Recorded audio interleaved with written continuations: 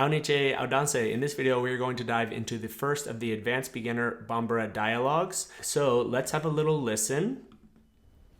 Tlebora, yoro ganade. Wallahi, tleka fari kojugubi. Funtani tila. Nene konitenna amma kobe sanjila. Abeka nadu. Okay, nala sona yoro be suma. San fina doni kabang. Nyebe sankaba ula. Fian beka ulifana. Sanji beka bin. Ankata sokono. All right, so let's jump into the dialogue. I've already pulled it up as a whiteboard here, and let's read the context. Abby is chatting with her cousin Adama in the family courtyard. It's hot out. All right, so Abby says, Tlebora. So literally the sun has come out. The verb is kabo.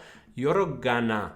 So yoro means place, and kagang is the verb here, and that means to heat up, right? So yorogana means the place has gotten hot. And then we have de. This is going to bring us to our first grammar point, which is the particle de. All right, so this particle is particular because it's an intensification particle, right? So this is for intensification. Let me pull this up in a way you can read it. Intensification particle, right? So it adds some general stress. In English, we can normally think of it as translating when we say akadidet, right? So akadidi here means, right, that it's pleasing or pleasant. So akadidet, this is like it's really pleasing or really good, really sweet, right? So in this case, we can think of det as being a little bit like the adverb really, right? But it can also be like super, so it's super pleasing, which is very common in American English. It's very pleasing. The difference is that it goes at the end here, and this is a particle. You're going to learn about other ones down the road that have slightly different nuances about someone's attitude towards the thing that's being said.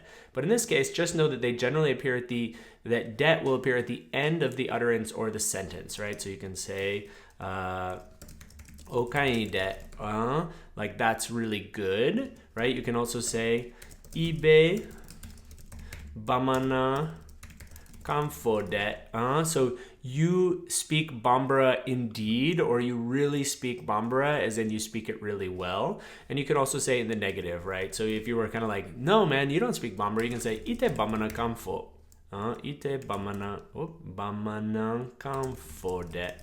So sorry about the typo on this other one, I forgot it. Iowa. So you can see it works both in the positive and the negative.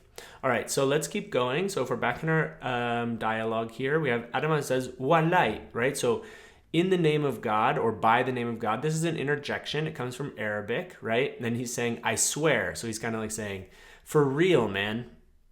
Tleka fari, so the sun is fiery. Ko jugu. So here we have this adverb here, which comes from ko, meaning affair, and jugu, meaning mean or cruel. So this is kind of excessively. So it's way too hot. Be today.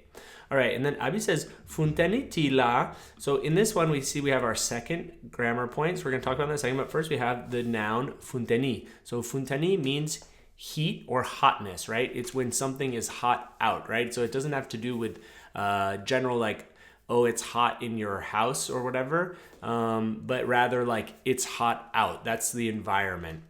Hey, quick aside, do you like this video? Did you know that it's part of an entire series of advanced beginner materials that I've created for Bambara and Dioula learners? If you'd like to get access to the videos, interactive exercises, audio flashcards, vocab lists, and all that kind of stuff, there's a link down in the description below. All right, so let's dive into it as a grammar point. So this grammar point is using situatives with postpositions to express sensations. So for instance, in the sentence, when we say funteni, we can say funteni be, right? So it's hot, right? It literally, heat is located, right? But we can also say things like, let me make this a little bit smaller so it's more uniform.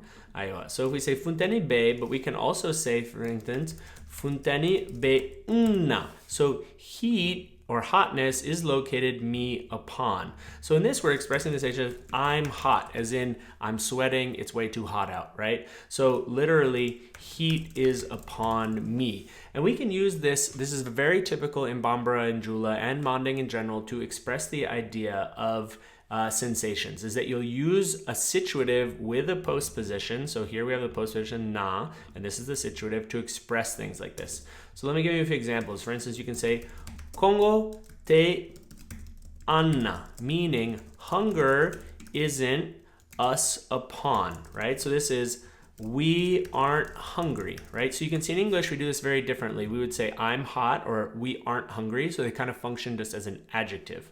But in this case, we express it very differently in Bambara. We use the situative with a postposition to express the sensation. We can also say nafa be Allah, right? Which means benefit or utility, right? That's nafa. Is upon it. So this is a way to say something like it's useful or it's interesting or worthwhile. It kind of depends on the context, right? And then you could say nafatala, right? So it's not worthwhile. It's like it's pointless, right? It's kind of silly or stupid. And then we can also say, for instance, if you're saying something more concrete, we can say bana bedena. So an illness, bana, right, is an illness. Bedena, an illness is upon the child, right? And this will be meaning something like the child is sick. So you can see in English we express these in very different ways, but this is going to be very common in Bambara. So you want to be familiar with this kind of form and know that when you see a situative and a postposition, it might be expressing its sensation, and the translation will be very different in English. All right, let's go back to our dialogue. So Adama says, nene konete una. All right, so we have cold in any case, right? Isn't located me upon. So I'm not cold in any case. And then we have ammako be sanjila. Aiwa. So ammako be sanjila will bring us to our next grammar point. Let's go down. Expressing to need. All right, so when we have this one, ammako be sanjila, what we literally have is actually something very similar to situatives with the postposition. We have ammago, right? This can also be spelled or pronounced mako. So actually where I was, we would say mako. Ammako be sanjila. This means our need is located rain upon, and this means we need rain, right? So you can use this to express the idea of need, but it's always going to be a noun, right? So when you say mako, for instance, if you're studying Bambara but you're not getting by because you don't have the right materials, you say mako be kitabula. Mako be kitabula. I need a book, or more literally, my need is upon a book, right? So this expresses the idea of to need in English. Notice that here, this is always saying it's upon a noun, right? So you'd say X mako be or te. You can also use it in the negative. Te noun la. And of course, it becomes na if the noun ends with a nasalization, right? For instance, you could say mako be bonna, right? I need a room or a house. Mako be bonna. All right, but what happens if we wanted to say it with a verb, like I need to go? In that case, you're going to use a very different construction. It isn't in this dialogue, but I think it's worthwhile for me to cover it right now. We could say, kakang kata, right? So here, what do we have in this construction? This is, I need to go. And what's interesting about it is that we actually, let me give me a little more space here. I need to go. When we say this, what we have is kakang, right? And this actually, kang here is a qualitative verb, and it means to be equal, technically, right? So we say, abe kakang, right? It all is the same, right? It all is the same, or it's all equal. But when we use it in this special construction, x kakang ka, and then we have a verbal expression, right? Then in this case, what it actually means is X needs to, and then like a verb, right? Just like in English, right? So you can see that we have to use two different kinds of constructions to express the idea of to need, right? If we want to say it with a noun, we say mako be kitabula, or mako be, whatever the noun is. But if we want to have it with a verb, like we could say den kakang ka furata. The child needs to take medicine, right? So the child is sick, so you say the child needs to take, right? This is our verb, kata. And what is the thing that they ta? It's fra, which means medicine, right? We can also have more simple ones. We could say kakang ka kuma, right? I need to speak. You can also put it in the negative, and you can say imangkang ka kuma, right? And this is more of you mustn't speak. You mustn't speak, right? But you can see the structure is same here. We've used the qualitative verb kan, which technically means equal, and then we've tacked on another verb with ka. This ka here, right, is the infinitive marker. All right, so those are two ways to express to need. Now let's go back to our dialogue. So Adama says, Nene konitenna, cold in any case isn't upon me. Am makobe sanjila. So our need is upon rain, as in we need rain, because if it rains, it's going to get cooler. And Abi says, Abeka nadung. Iowa. So we have two grammar points here. Let's have a look at this phrase and go down into our little section here. Iowa. So when we say Abeka nadung, what we have going on here is we have the verb kana, which means to come, right? So if we say abena, right, means it comes, right? So when we're talking about the rain, abena. What's going on here is we actually have the progressive construction with beka. The negative is teka. And what's interesting about this, it's written as two words, but it's actually very similar to what you've already learned for other verbs. So for instance, when we say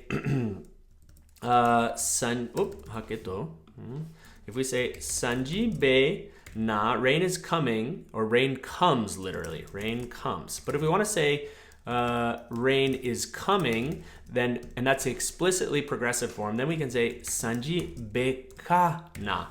Okay, so you can see that this here is written as two separate words, but we can really think of it as one. Why? It's because it fits perfectly into that slot where we have noun, then your kind of conjugation marker, and then your verb, right? So you can do this with other sentences. For instance, you can say beka, and then we say bamana kan kalang, right? So I am studying, and this is the progressive marker. Mbeka bamana kan Bambara study, right? So I am studying Bambara.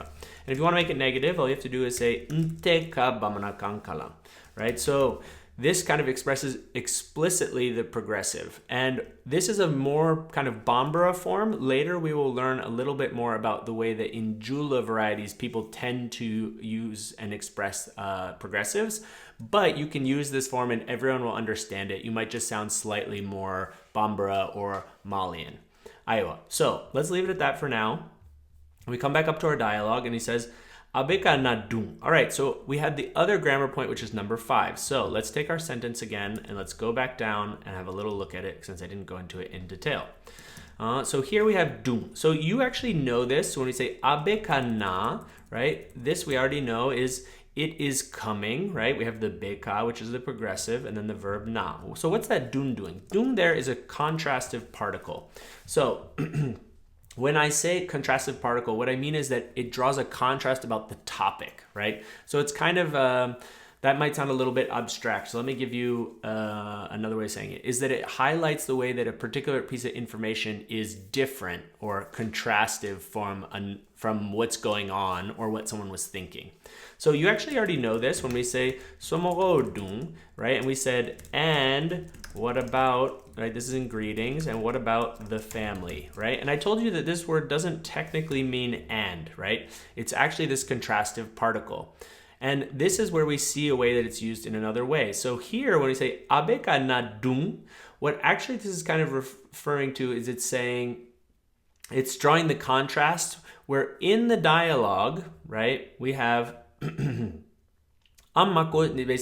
we need rain. And then Abi says, it's coming, dung, it functions like, don't you know? Or wouldn't you have it, right? It's kind of because Adama was saying we need rain, which implies that there isn't rain. And then Abi here is drawing contrast with that by saying abeka na dung, right? So the dung just adds like this is like a particle that has to do with the pragmatics, the way that things function in interaction. So these are very hard for people to kind of learn in general, and especially because we don't really have words exactly like that in English. The closest thing I can think of in this situation would be like, abeka na, don't you know? Like, well, it actually is coming, right? Actually, the rain is coming.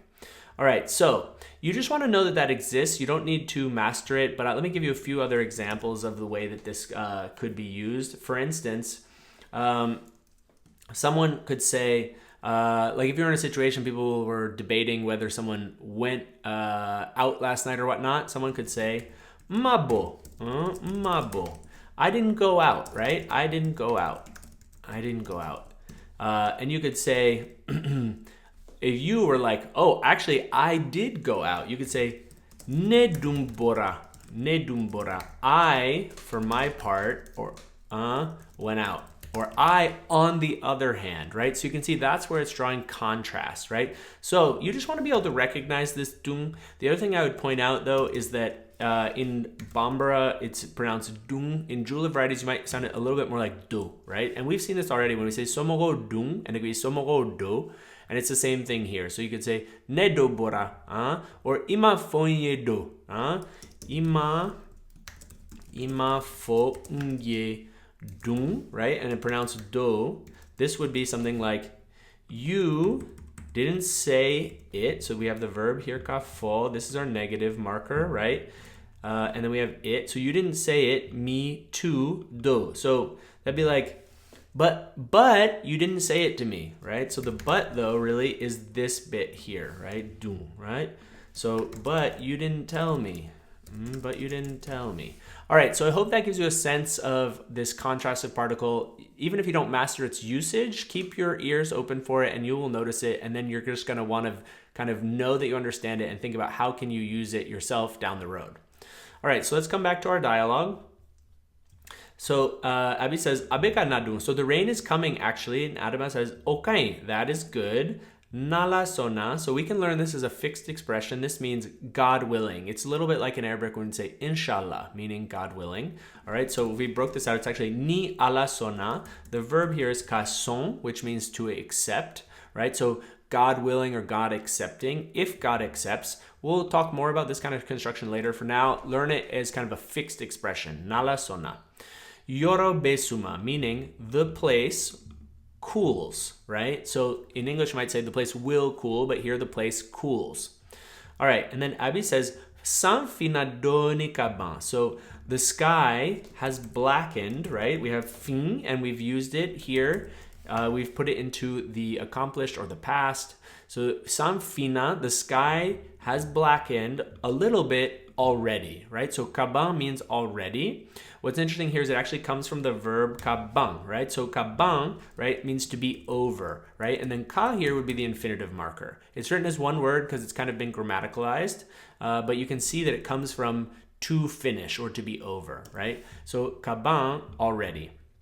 Adama says, nye, okoroleko, my eye, nye, be san kabaola. So my eye is located on the clouds, right? So sang kabao, right? We can see here sang means sky, and then kabao is the clouds. So my eye is upon the clouds. I see the clouds. So this is another instance of someone using a situative with a postposition to express something that in English we would normally do completely differently. In English, we would say, I see some clouds, but here it's my eye is upon clouds, right? So then Abby says, Fiambeka ulifana. Aiwa. So wind, and this is the progressive that we saw, is rising. So the wind is picking up. It's getting windy, right? And it's using the progressive. So the wind is picking up also, right? Note here that fien is the more Bambara form. In Dioula, you might hear this as fognon, right? It's just two different ways to talk about the wind. Everyone understands both of them.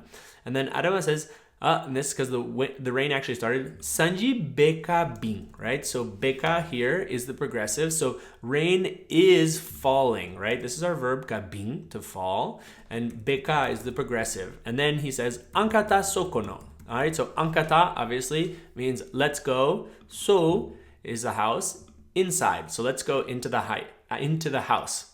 Aiwa. So I hope this was helpful. If you have any questions, don't hesitate to reach out. And auniche kambe.